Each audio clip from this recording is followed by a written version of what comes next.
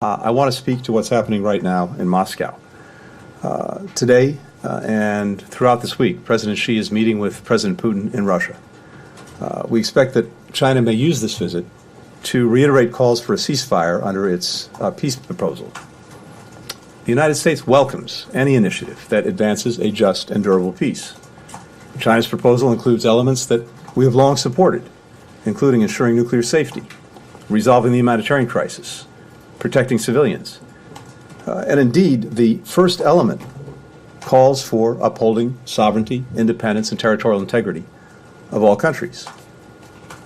The fundamental element of any plan for ending the war in Ukraine and producing a just and durable peace must be upholding the sovereignty and territorial integrity of Ukraine in accordance with the United Nations Charter. Any plan that does not prioritize this critical principle is a stalling tactic at best, or is merely seeking to facilitate an unjust outcome. That is not constructive diplomacy.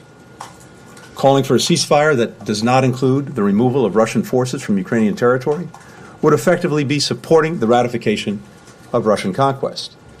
It would recognize Russia's attempts to seize a sovereign neighbor's territory by force.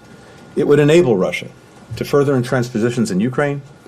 And a ceasefire now, without a durable solution, would allow President Putin to rest and refit his troops, and then restart the war at a time more advantageous to Russia.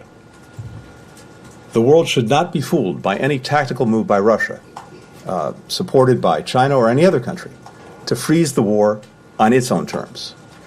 Such a move would violate the UN Charter and defy the will of 141 countries who have condemned Russia's war in the United Nations General Assembly. One party to this conflict, Ukraine, has already put forward a just peace formula.